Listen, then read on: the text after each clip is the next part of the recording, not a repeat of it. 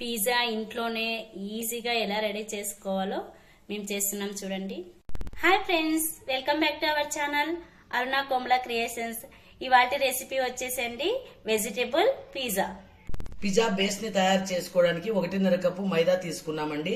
1 table spoon చక్కెర తీసుకున్నాము, కొంచెం ఉప్పు తీసుకున్నాము, ఇంకా 1/2 టేబుల్ స్పూన్ సోడా పొడి, 1/2 టేబుల్ స్పూన్ బేకింగ్ సోడా అన్ని కలిపి ఇలా ముద్దలాగా చేసుకున్నామండి. చపాతీ పిండి కన్నా కొంచెం సాఫ్ట్ గా ఉండాలి. ఇలా కొంచెం పైన మనము బటర్ పూసుకొని ఒక 10 మినిట్స్ అట్లే పెట్టుకున్నామండి. ఇప్పుడు బేస్ ఎలా తయారు చేయాలో చూపిస్తాను. వెజిటేబుల్ పిజ్జాకు కావాల్సిన వెజిటేబుల్స్ 2 టమోటాలు, 2 క్యాప్సికము, 1 ఆనియన్ అండి. ఇలా పెద్ద పెద్దగా కొంచెం స్లైస్ గా కట్ చేసుకోవాలి. చీజ్ అండి, మనం చిన్నగా కట్ చేసుకున్నాము. ఇది వచ్చేసి పిజ్జా సాస్ అండి, కొంచెం చిల్లీ ఫ్లేక్స్. ఇది మనము అయిన తర్వాత దాని పైన వేస్తే చాలా బాగుంటుందండి. ఇప్పుడు నేను చేసి చూపిస్తాను మీకు. పిజ్జా బేస్ కోసం నేను ఒక తట్ట తీసుకున్నానండి.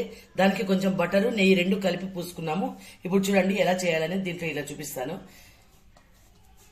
చపాతీలాగా ఒత్తుకోవాలి బాగా. కొంచెం దప్పంగానే ఉండాలండి ఇది పిజ్జా అనేది.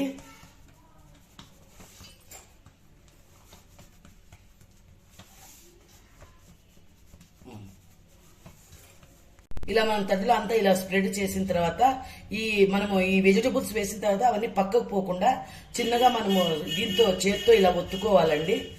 ఇలా చిన్నగా ఇది కొంచెం గుంతలాగా వస్తుందండి మనకి. ఇలా ఒత్తుకోవాలి. పిజ్జా అనేది పొంగకుండా ఉండడానికి మనము ఈ ఒక స్పోక్ తీసుకొని దాంతో మనము ఇలా ఘాట్లు పెట్టుకుంటున్నామండి. ఎందుకంటే పొంగకూడదు ఇది మనకి. పిజ్జా ఇదిలాగా రావాలి కాబట్టి అట్టలాగా ఇది ఇలా వేసుకుంటున్నాం.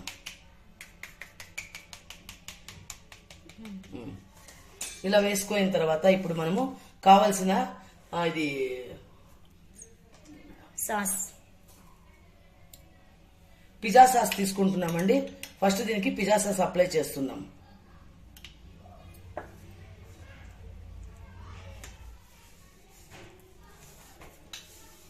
మనం పిజ్జా సాస్ అంతా అప్లై చేసుకున్న తర్వాత ఈ వెజిటబుల్స్ ఉన్నాయి కదండి, మనకి ఏ ఇది కావాలో అది మనము ఏ వెజిటబుల్ అయినా పెట్టుకోవచ్చండి. నేనైతే ఇప్పుడు క్యాప్సికమ్ను, ఆనియన్, టమోటా మాత్రమే పెడుతున్నాను. మీరు కావాలంటే మొక్కజొన్న ఇవి స్వీట్ కార్న్ అని ఏవైనా పెట్టుకోవచ్చు. క్యాప్సికమ్ లోను కలర్స్ వస్తాయి, అవి కూడా మనం యూజ్ చేసుకోవచ్చు. ఏవైనా పెట్టుకోవచ్చు. ఇలా మనకు కావాల్సిన వెజిటబుల్స్ అన్ని ఇలా స్ప్రెడ్ చేసుకున్నామండి. ఇప్పుడు మనం దీనిపైన చీజ్ వేసుకుంటున్నాము. చీజ్ ఎంత వేసుకుంటే అంత బాగుంటుందండి, మన ఇష్టం అది. ఈ పక్కకి పోకూడదండి, ఎడ్జ్ల వరకు పోకూడదు. ఎందుకంటే ఈ చీజ్ మెల్ట్ అయిపోయి బయటకు వచ్చే ప్రమాదం ఉంది. అందువల్ల ఇక్కడ మాత్రమే వేస్తున్నాను నేను. అలా ఒత్తుకున్నాం కదా, లోపల మాత్రమే వెజిటేబుల్ పైన మాత్రమే వేసుకోవచ్చు. పిజ్జా దీనికి చుట్టూ మనము కొంచెం ఆయిల్ అప్లై చేసుకోవాలండి. ఇది ఈజీగా మనకి బేక్ అయినప్పుడు బయటకు వచ్చేస్తుంది. తొందరగా తీసేసుకోవచ్చు. కొంచెమే, ఎక్కువేం అవసరంలే. ప్లేట్ కి అతుక్కోకుండా వచ్చేస్తుంది అంతే. అంతే. కొంచెం చిల్లీ ఫ్లేక్స్ పైన వేస్తున్నానండి.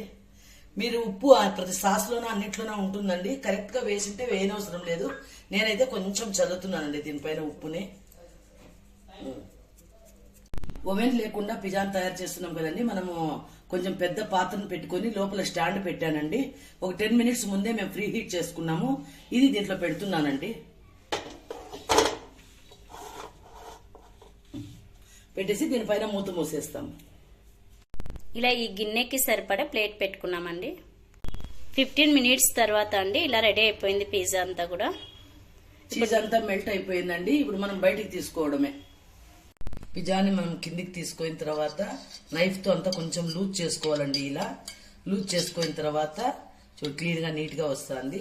కొంచెం వెడల్పాటి ఒక దీన్ని తీసుకొని చలాకుని దీంతో ఇట్లా పైకి లేపుకోవాలి. ఇలా లేపుకొని ఇది మేడం ఒక పిజ్జాని మనము సర్వింగ్ ప్లేట్ లో తీసుకున్నామండి. దీన్ని ఇప్పుడు మనం కోసి చూపిస్తాను మీకు. ఇలా నీట్ గా ఇలా మనం కట్ చేసుకోవాలండి. కట్ చేసుకుని మనము టేస్ట్ చేయడమే.